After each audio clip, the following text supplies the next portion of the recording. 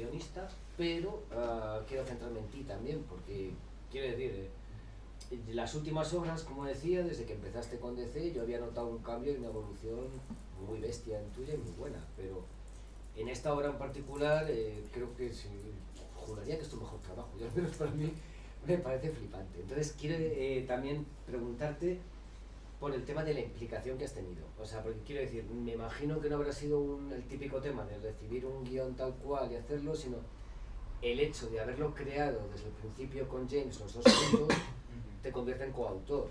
Entonces, cuéntanos un poco. Sí, a ver, James me pasó de una idea inicial, pero era algo que realmente de lo que él me pasó a lo que ha acabado siendo, ha sido todo un proceso muy orgánico que se ha ido construyendo, sobre todo en base a la fase de diseño de personajes, de diseño un poco del universo.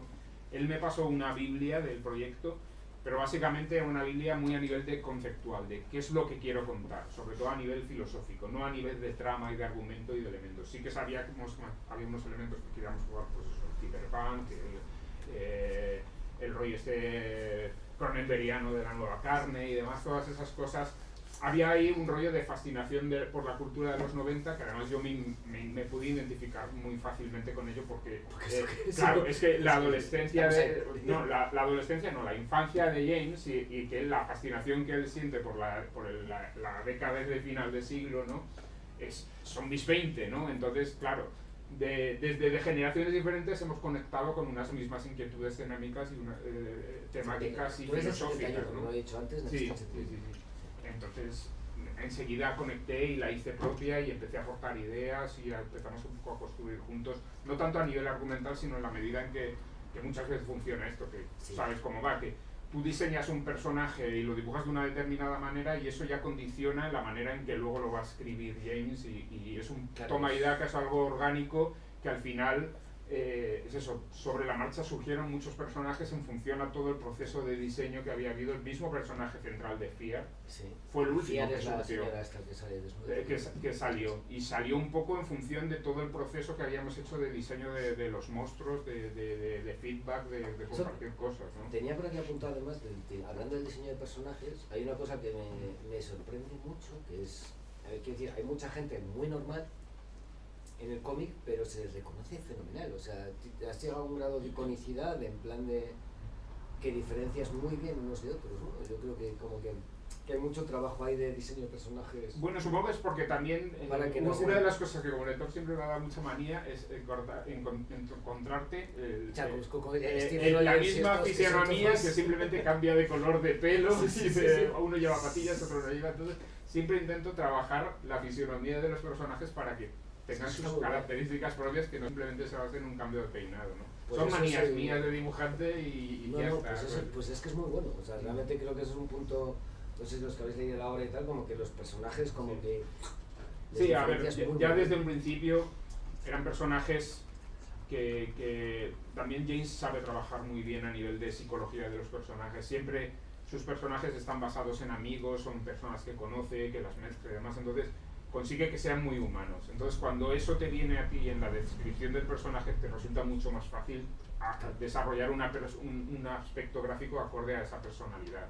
Luego hay cosas que, por ejemplo, son aportes míos que nos ayudaron mucho, como que, claro, cuando él me dijo, este grupo de chavales que eran de los 90 y tal, yo dije, a ver, digo, yo he vivido a los 90, digo, una cosa que caracterizaba a los 90 es que cada uno teníamos nuestras fobias y filias musicales, teníamos como nuestra tribu urbana, entonces vamos a imaginarnos qué música escuchaba cada personaje y en función de eso a ver cómo nos ayuda para redirigir el diseño de los personajes, ¿no?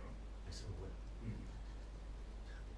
bueno. Sí, son cosas, pequeñas cosas que, bueno, se te van ocurriendo sobre la marcha y van sumando. Además sí que es cierto que los 90 era muy patente, no tanto como ahora, quiero decir, que creo que ahora la que escucha...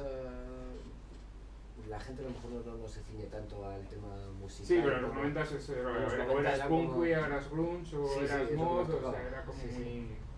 Sí, te marcaba mucho incluso la forma de vestir. Sí, totalmente. Sí. Y teníamos el pelo largo, ¿no? Él y yo. Fíjate, y tú también. Aquí estamos. En fin. Oye, y otra cosita que quería preguntarte, muy importante además. Dentro de los cómics hablamos, ya que es tu primera obra de autor, que es muy importante, que has participado también en, o sea, de autor quiero decir como que te pertenece.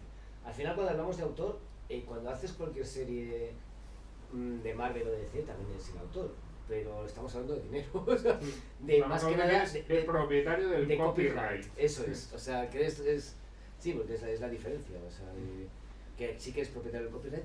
Pero además hay una cosa que además hemos estado hablando antes y que me interesa mucho, que es el tema de las portadas. Porque es la primera vez además que además del interior tú haces la portada de tu propio cómic y de todos. Y además creo que tienen un sentido, ¿no? Entonces coméntanos un poco tanto la experiencia, porque me parecen muy buenas las portadas, porque sabéis que bueno, en Estados Unidos hay números sueltos, lo típico de grapas de 20 páginas y cada uno de estos son 5 portadas sueltas. Cuéntanos un poco. Bueno, las portadas le dimos muchas vueltas. Empezamos haciendo, cuando estaba en la fase de diseño de personajes, empezamos diseñando los monstruos, ¿no? Y entonces me dijo yo, venga, vamos a hacer una portada que tenga que ver con los monstruos, con el rollo del cyberpunk y tal. Entonces hice una portada que tenía un rollo así muy ¿cómo diría yo? De cyberpunk analógicos con cables colgando y monitores de tubo al fondo y quedaba molona y un monstruo así con glitches y tal, y la composición estaba muy contento. O sea, gráficamente la portada era impecable desde el punto de vista de lo que había buscado. Y tenía el fondo blanco, consejo que tú siempre das, ¿no? Para llamar la atención ahí en el escaparate. Pero algo fallaba. Sí. Habíamos perdido ahí un poco, nos dimos cuenta al cabo de 2 o 3 meses de que James me dijo, la portada mola mucho, pero no capta lo que es no nos acaba de contar nada, no deja de ser un monstruo random, aunque están elementos que pertenecen a la serie, no nos cuenta nada, ¿no? Y entonces empezamos a trabajar un poco, en ese periodo además había surgido el personaje de Fear, y entonces al final dimos con la idea que hemos utilizado en las portadas, que era que cada portada de cada uno fuera una escena del crimen.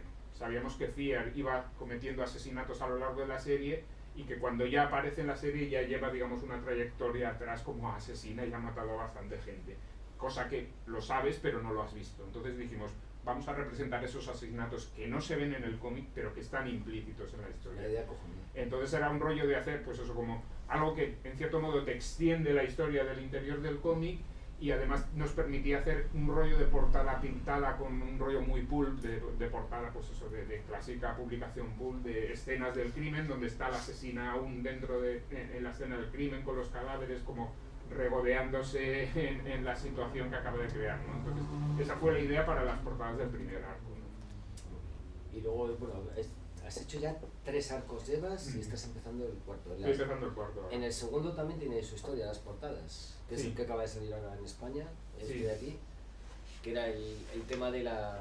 Sí, en el siguiente, la portada del tomo inicial es, en realidad, voy a enseñar aquí. Si cogemos la portada del último número del primer arco, ¿dónde está? Esta.